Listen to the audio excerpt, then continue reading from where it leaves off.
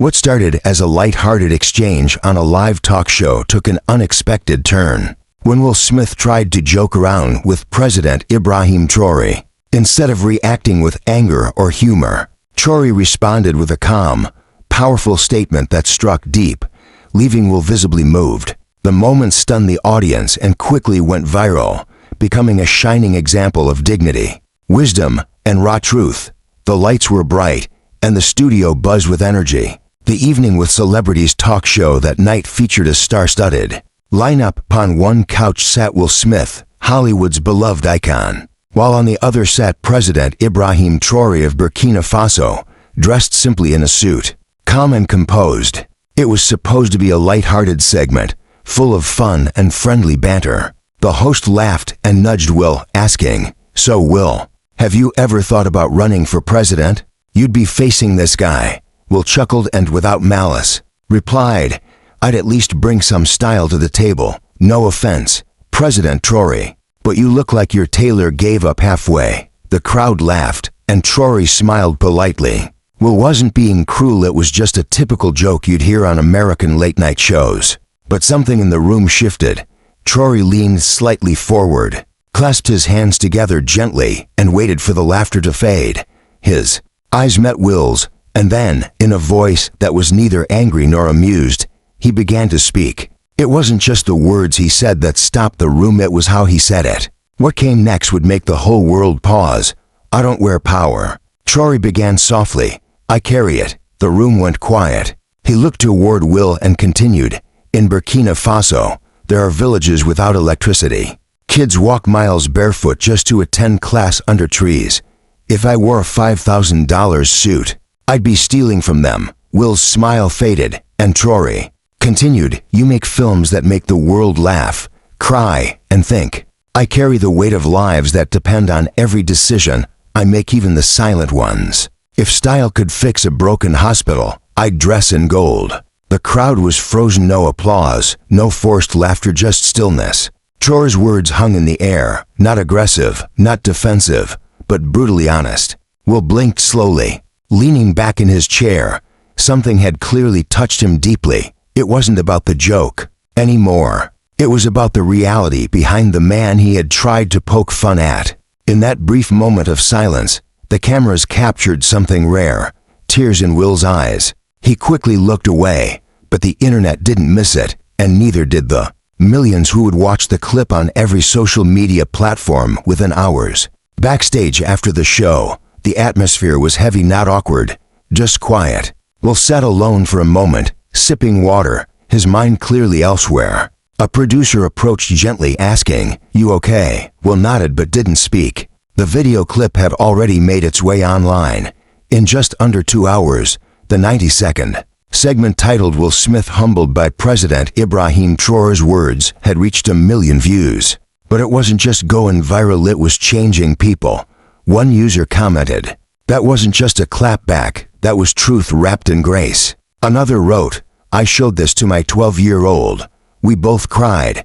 Inside the dressing room, Will finally stood up and walked down the hallway to where President Traoré was seated quietly, reading a small book. Will took a breath. "Mr. President," he said. Traoré looked up with a gentle smile. Will's voice cracked slightly. "I needed that. Thank you." The two men, one from Hollywood, the other from the South, shook hands. In that simple gesture, the world saw something far greater than just a viral moment.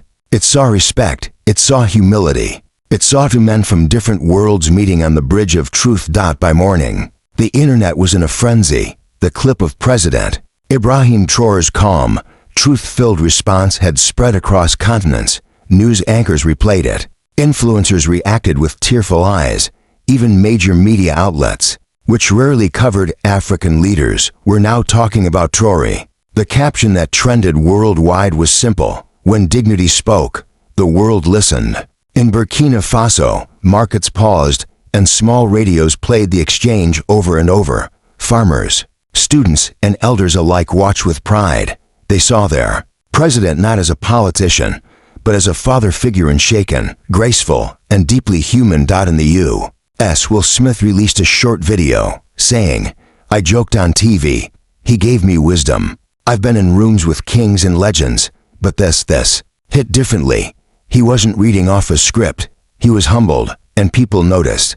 But behind the headlines and applause, something else was quietly unfolding, something Traoré hadn't planned. A message deeper than television had begun planting seeds in hearts across the globe.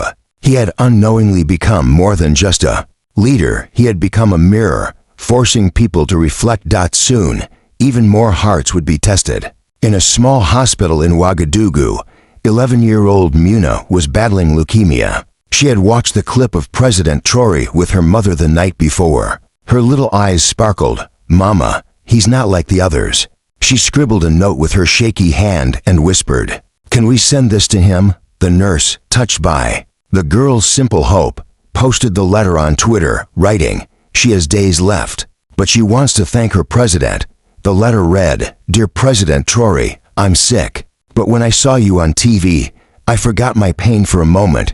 You made me proud. You didn't shout. You didn't laugh back. You just spoke like a real papa. Thank you. I wish I could hug you." By noon, the tweet had 2 million likes. In a quiet room at the embassy in New York, Traoré saw the message and sat silently for a while. Then, he stood up, put on his jacket, and turned to his staff. "Cancel the next meeting. I'm going to call a child." Muna's mother answered the phone at the hospital room with confusion. "Yes, hello?" she said. A warm, composed voice greeted her. "Madam, this is President Ibrahim Traoré. May I please speak to your daughter?" The room froze. The nurse gasped. Muna's eyes widened with wonder and disbelief. The president spoke softly to her, asking about her favorite color and favorite food. She giggled through her pain. Then she whispered, "Are you really the man from TV?" Traoré chuckled gently. "Yes, little one. But more importantly, I'm your friend." Tears rolled down the cheeks of everyone in the room. He told her she had already done more than many grown-ups in this world, reminding her of the power of kindness. "You are stronger than me, Muna," he said, his voice breaking ever so slightly. After they hung up, Traoré sat alone for a while, looking out the window at the busy city below.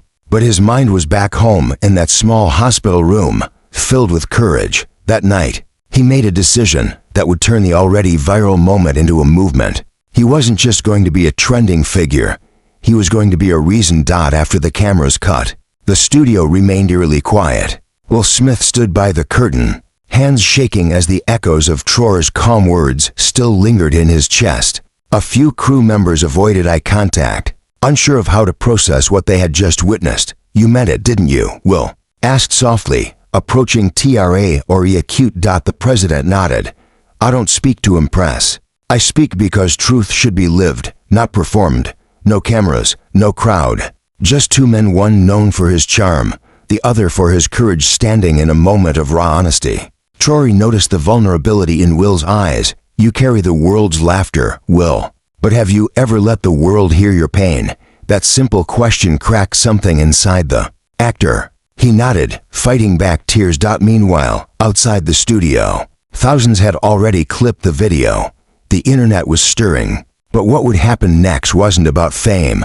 It was about healing. In Philadelphia, Will's mother, Caroline, watched the clip alone in her living room. She had seen her son make millions laugh, cry, and think. But never like this. She texted him, "You've made movies, baby, but tonight you made meaning. That man reminded me of your father, calm, firm, kind. Don't lose this moment." Will stared at the screen for a long time. You made meaning. He hadn't cried in front of his mother since his teenage years. But now the tears came like a flood. Something in Traoré's words had pierced a part of him he thought was buried, about worth, image, and being seen for more than fame.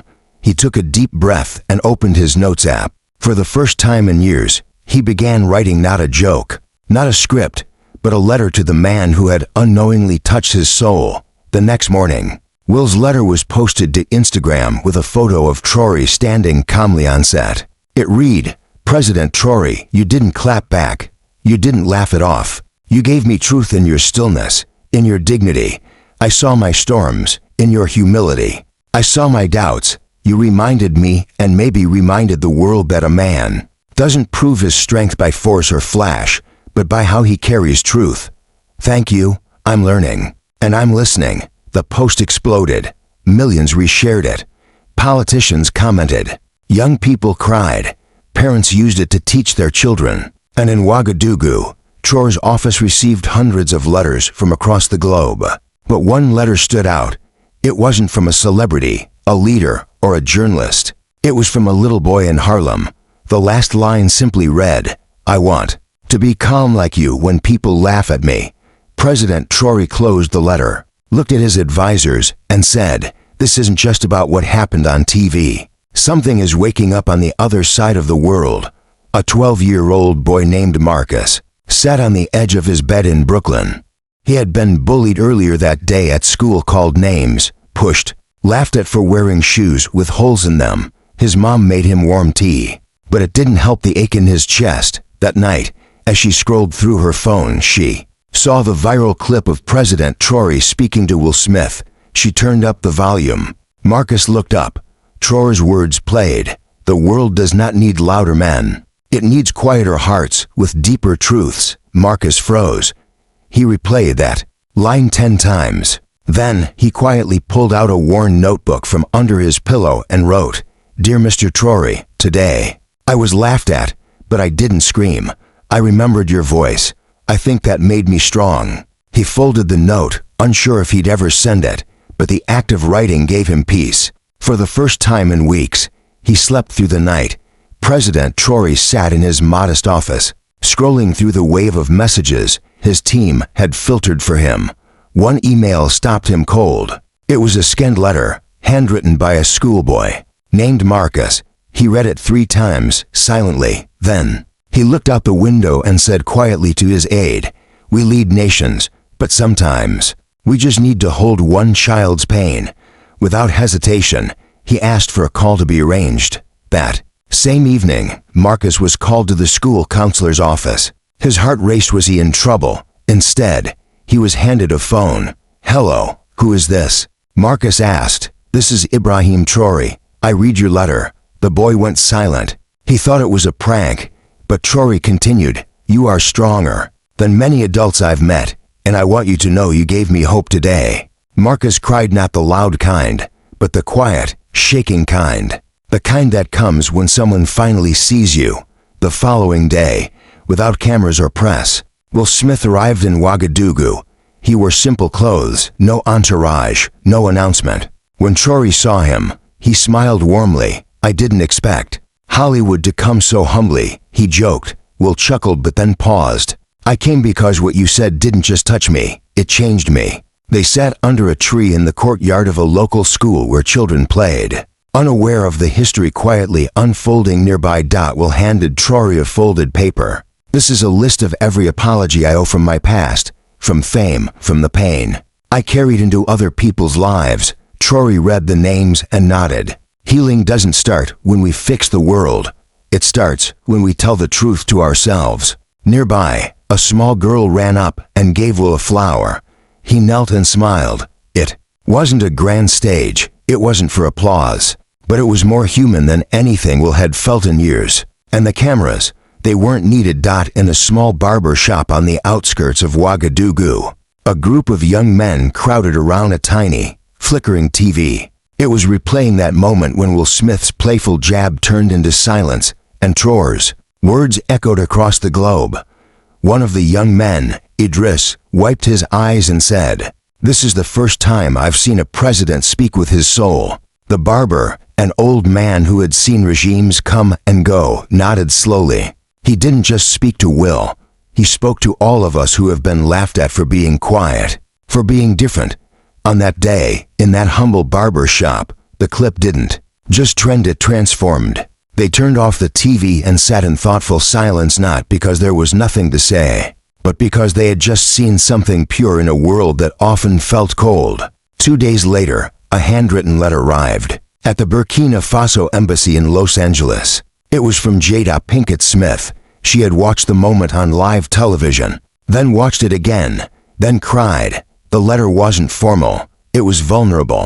"Dear President Traoré, I don't know if you realize what you did not just to Will, but to millions of men watching who've never been told that dignity doesn't mean domination. In one moment, with no raised voice, you taught the world that calm isn't weakness. It's a quiet form of strength. You have no idea how badly this world needed that message.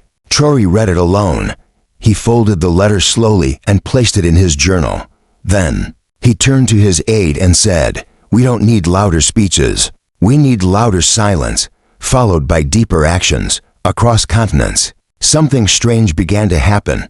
Clips of Traoré's statement were being subtitled into Mandarin, Arabic, French, Portuguese, even Swahili. Not because it was trending, but because it felt like truth finally had a voice. Universities discussed it. Psychologists wrote articles. Churches and mosques referenced it. People weren't just sharing the video, they were pausing their lives to reflect on it. Even a popular late-night comedian, who had initially mocked the moment, returned on air to apologize. "I thought it was just another awkward talk show moment. But I see now it was history being made quietly." In Burkina Faso, a school dedicated its library to the quiet voice of truth, naming it after Traoré. The moment had evolved. It was no longer about Will Smith or television. It had become a symbol, a turning point, a mirror, and the world couldn't look away. 3 days after the viral moment, Will Smith made an unannounced appearance on a daytime show in New York. No jokes, no rehearsed speech, just a chair, a mic, and a man who had clearly been changed. His voice cracked slightly. "I've made movies. I've made millions laugh. But I've never had a moment stop me the way he did." When President Traoré looked at me that night, it was like he saw right through the performance, not just mine, but the one the world makes us put on every day. There was a long silence. He added quietly, "He reminded me what it means to be a man, not through power, but through peace." By the end of his words, the room was quiet, and a few tears fell unnoticed. That same night, Traoré's personal assistant rushed into his office. "Mr. President, it's from Will." The email was short, but raw. "I've spoken with my heart to the world, but I need to speak with yours. I'd like to come to Ouagadougou, not as an actor, just as a man." Traoré smiled gently. "Let him come," he said. "Let him see where real truth grows, not in palaces, but in pain." The next morning, Will landed in Burkina Faso. He wasn't greeted by cameras or red carpets, just Traoré himself, wearing a plain shirt, holding out his hand. The two embraced. No words, just an understanding that two paths, separated by fame and continents, had quietly crossed in a moment the world would never forget. On the 6th day, a small impromptu press conference was held outside a local youth center in Ouagadougou.